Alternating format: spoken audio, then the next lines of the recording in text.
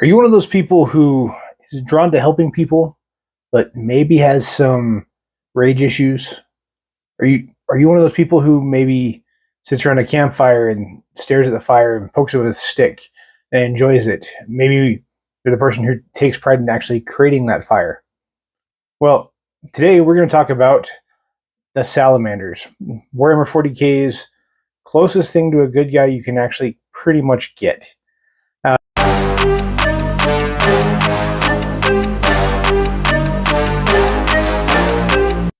This list has been pretty heavily requested for quite a while, so I'm super excited to actually go ahead and make this happen. And I think you guys are going to really enjoy this one. I used Deathfire by Nick Kyme as kind of my baseline to get me a good Salamander army and get the feel right. That's one of the big things I strive for with these lore accurate lists, is to make sure they feel like the way they're supposed to play and the way they are in the lore. And we're going to dive into that right now and talk about what are the core elements of the Salamander Legion and how are we going to make this work on the tabletop.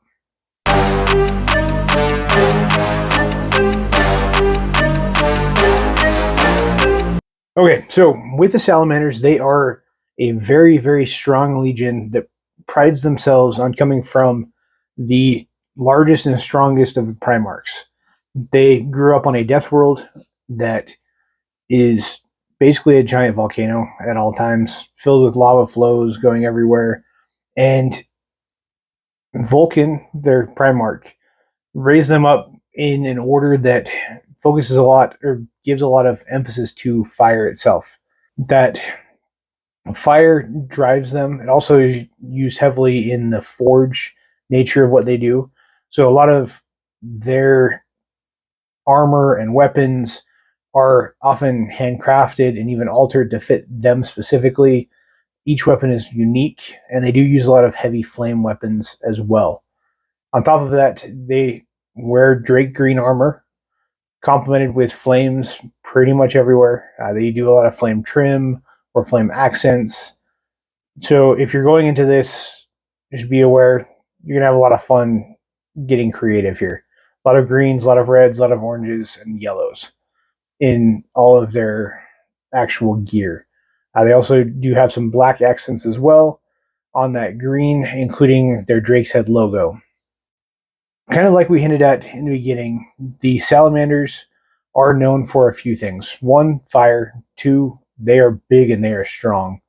And they are dense. They're definitely the tank of the Space Marine Legions. And three, they strive to take care of the people they're in charge of far more than any other legion does across the board. There are some that kind of come close. The Ultramarines mostly do.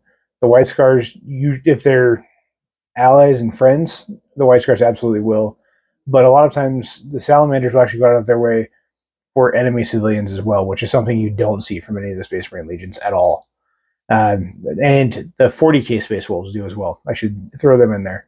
The 30K Space Wolves do not at all. And honestly, for them, one of the best things that could have happened was Lehman Russ not being around, because they quickly went from being basically just executioners who were sent in to wipe things clean to being a really, really cool legion that is beloved by a lot of people. And we'll probably talk about them a little bit later. But for today, we're talking about the Salamanders. And we're going to talk about some of the lore accurate units we used and a couple of the character units we used, because I based this off of Deathfire by Nick Kyme. I wanted to actually make sure I represented a few of the characters that are in there and are a big part of the actual story. So we're going to dive into the actual units. We're going to start with the characters and who they represent, and then we'll go from there.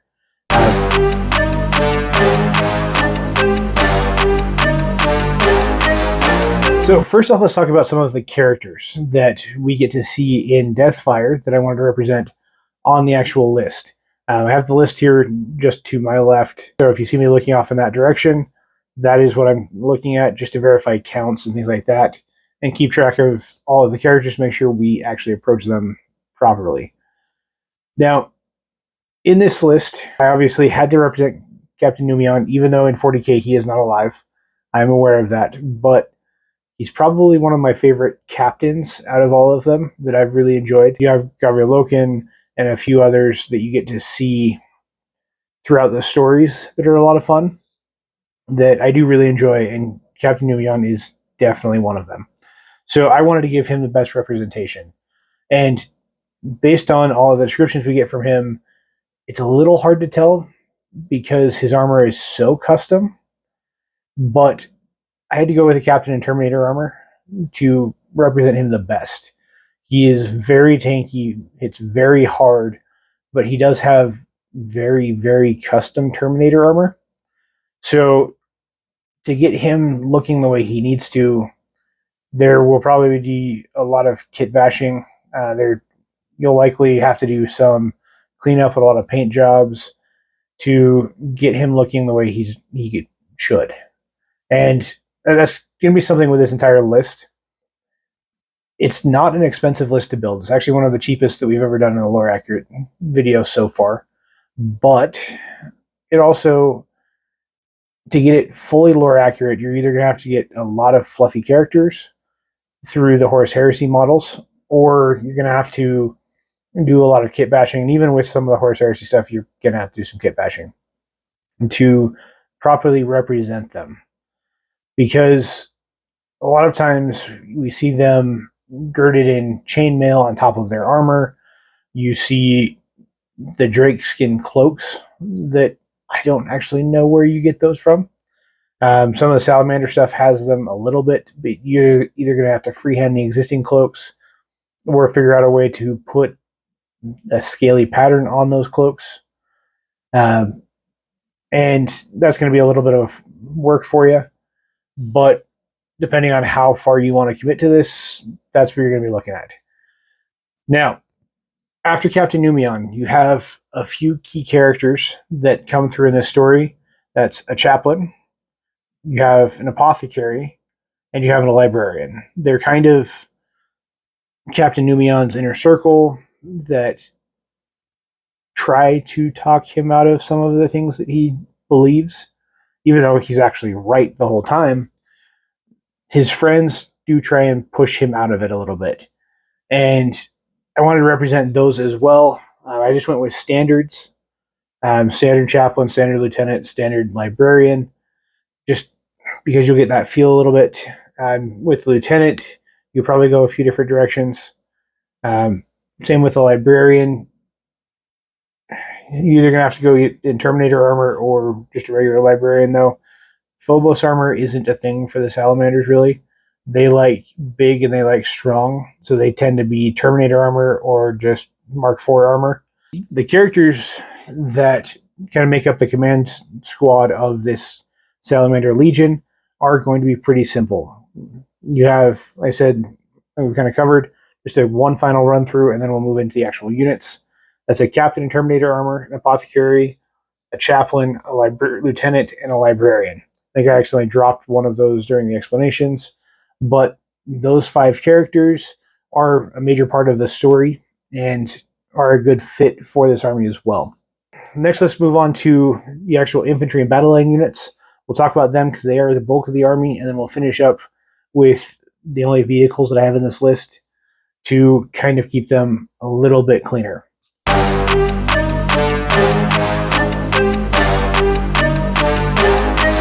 So now that we've talked about the characters who are going to be leading everything, let's talk about the actual units that are going to compose the bulk of this army. For this list, we tried to keep it a little infantry heavy just to make sure it looks as lore accurate as it feels. And to do that, as you can guess, we're taking the full suite of Infernus Marines. That's going to be 3 full squads of 10 Infernus Marines. We may break those up a little bit depending on composition, how we want to play. But that's going to be the bulk of our army, is those Infernus Marines. We want as much fire as we can to keep it true to the Salamanders. If we take Deathfire and technically part of Vulkan Lives to really give us that proper feel, we do get a lot of flashbacks to Sven 5, and we get to see that composition. and a large part of that army is flamethrowers. And the flamers that are wielded by the Salamanders are almost a religious staple to the basis of who they are. So we can't really take those away from them and really call it a Salamanders list. But don't worry, we do have a few other units that help kind of balance this out a little bit, give us a little bit more bulk and distance to give us some better board control than just flamers. And one of those units is going to be a heavy intercessor squad. That squad will be led by the apothecary biologist. I think I just called him an apothecary in the summary. But that combination will run very well. It's one of my favorite combinations to have in pretty much any list I have, Space Marines wise. Next, we're going to actually have a squad of Terminators so that we can have them paired with our captain. We're also going to have a squad of Stern Guard veterans who will either be with our lieutenant or our librarian or maybe our chaplain to kind of help fill out this list a little bit and get us there as well. And if you want to deep dive this, as always, in the description, there's a link to the full list, as well as the cost breakdown that we're going to cover a little bit later. And you'll be able to see how that works and how we were able to get here.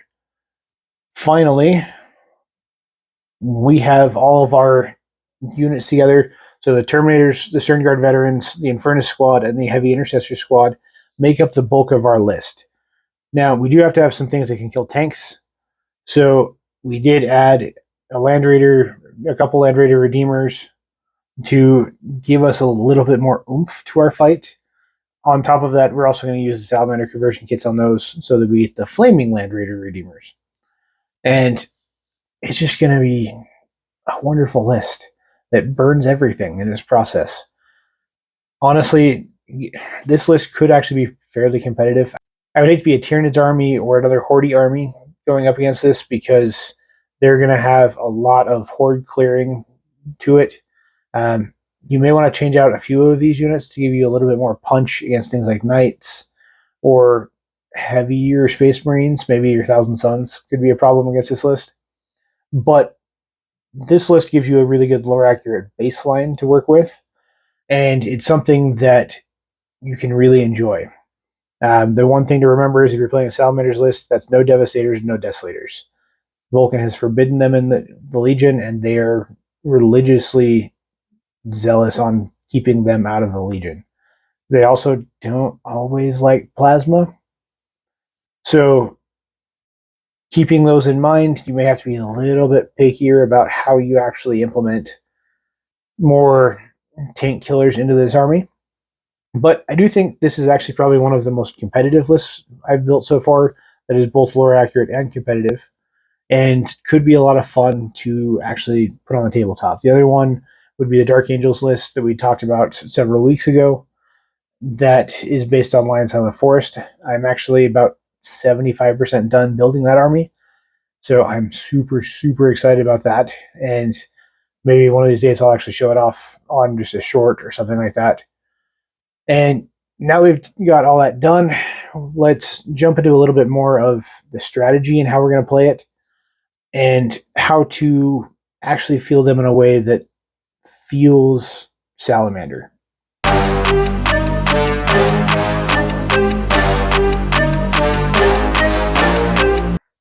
Now that we've talked about the actual composition and the build we're using for this, let's talk about how to play it strategically so you get that full Salamander feel.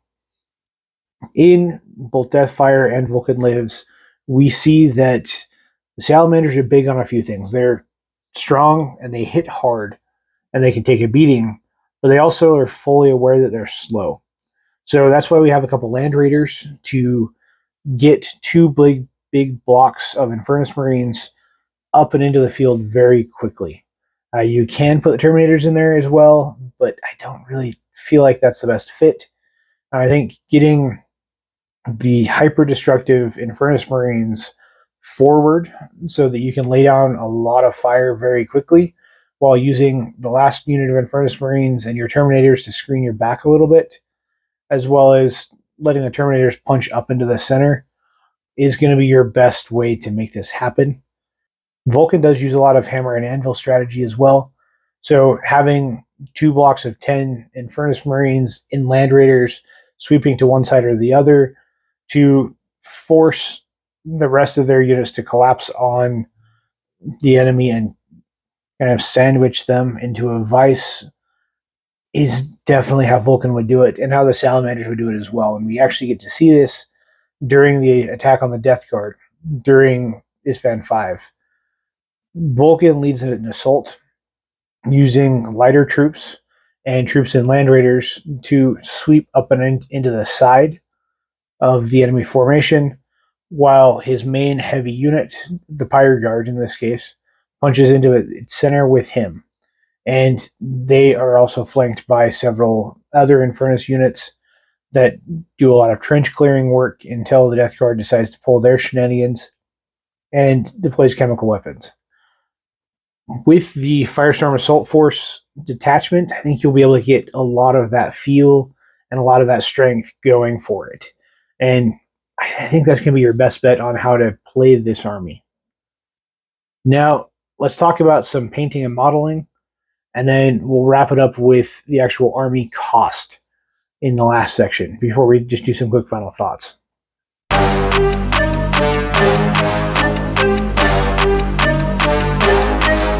So with the Salamanders, there's going to be a lot of different ways you can paint them. And you get to see a lot of different variations on them as well.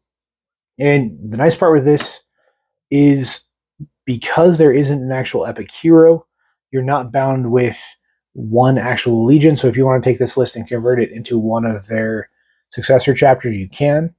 It will just play like a Salamander or Salamander successor.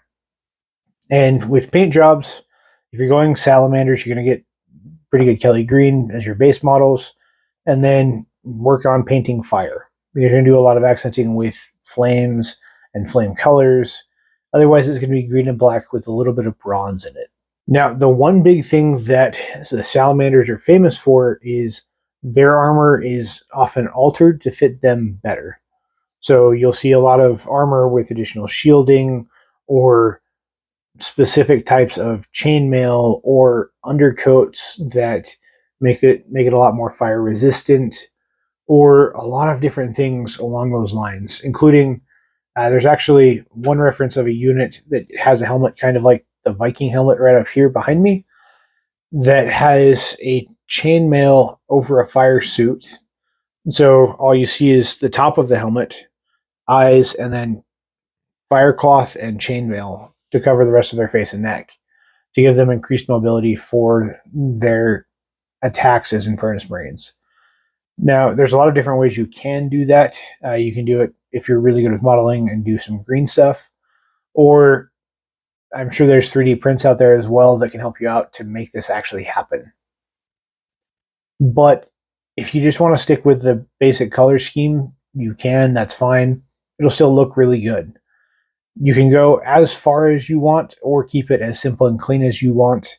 I'm kind of somewhere in the middle. I'm not a huge modeler, but I also don't like putting a ton of little tchotchkes onto my models because then painting becomes a nightmare.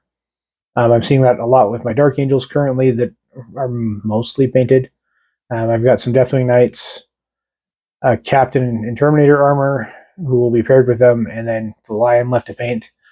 And there are so many little tchotchkes that it's miserable and taking far longer than it actually should. And just like the Dark Angels, the Salamanders can get into that realm as well, where you can put enough little tchotchkes and different things on them that they will look awesome once they're painted, but they will drastically increase the amount of time it takes to paint them because you're going to have to do a bunch of little things across the board. So, like I said, the big things to remember, I typically use some kind of Kelly green or in that family, whether it be a lime green or a Kelly green or something in that bright, very obviously green category. And then you have black and you have bronze, typically, is what you'll see with Salamanders. They do sometimes have some gold in there, but most of the time it's bronze, just because it fits that feel a little bit better. And it does pair better with the green for sure. Now, once you have everything painted up and ready to go, you'll be ready to field it and you'll be able to test this out. But before all of that gets going, you have to buy the models first. And that's always one of the trickiest parts of building a lore accurate army, is figuring out how to balance that and make it look as good as it can. So in this next section, we're going to talk about cost and how you can make it epic, for sure.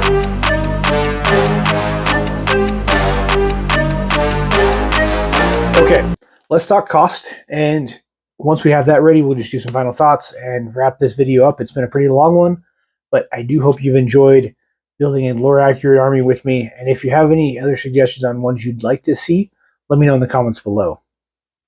So I don't know if you guys remember how we do this lore accurate price list. We base it off of, first, just buying it straight off of Warhammer.com at full retail.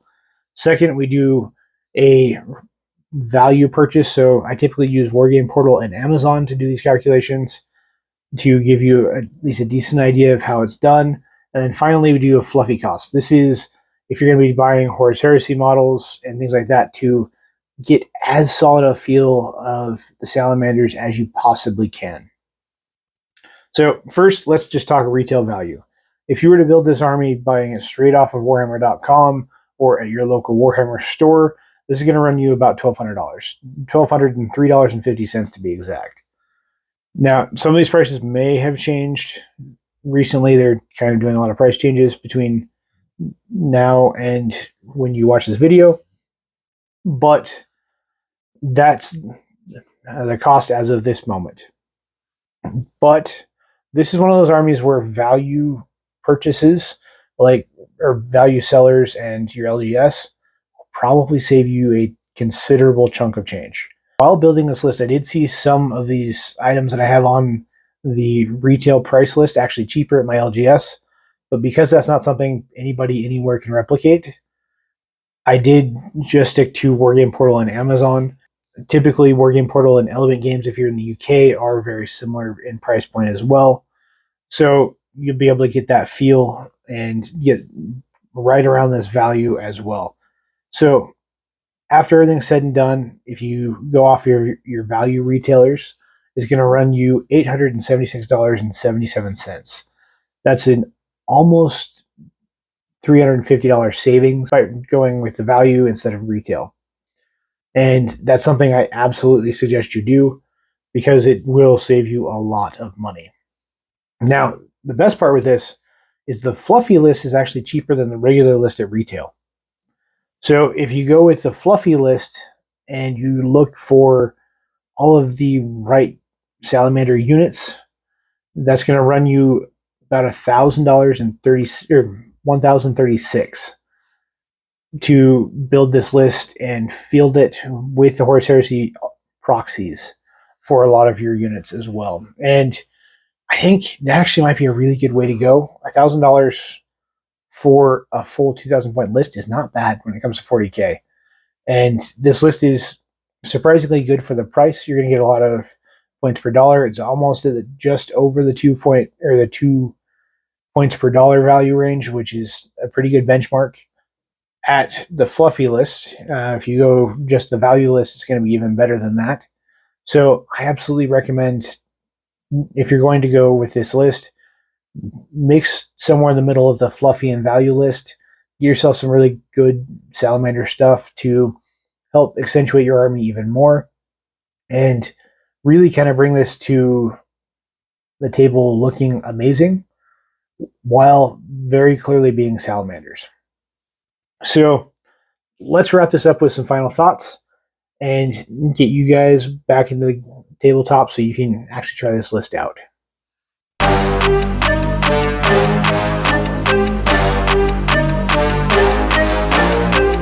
For all of you guys who are considering playing the Salamanders, from everything we've seen, they're both fairly easy to make lore accurate and fairly cheap to make lore accurate.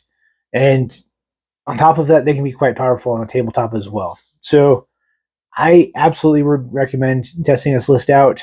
Maybe give it a test on Tabletop Simulator if you enjoy that. Let me know how it works out. And I would love to see your builds or paint jobs on Salamanders as well, because they always look really, really cool. So let me know in the comments below if you guys think there need to be any changes or suggestions, or if you have any questions on this list. I will do my best to try and answer them and get all of your comments into maybe an updated list down the road. But if you also have any legions or factions that you want me to do next, let me know below. I'm super excited about doing this. It's a lot of fun, especially when I get to do a book review paired with it. If you haven't checked that out, we did Deathfire by Nick Kyme. I'll pop that up right now. And stay tuned next week, because we're going to be tackling the Blood Angels next. Between the Salamanders and the Blood Angels, they're my two most requested armies. So I'm super excited to tackle that one with the Devastation Ball first, and then the army list just like we did this time. And I will see you guys later.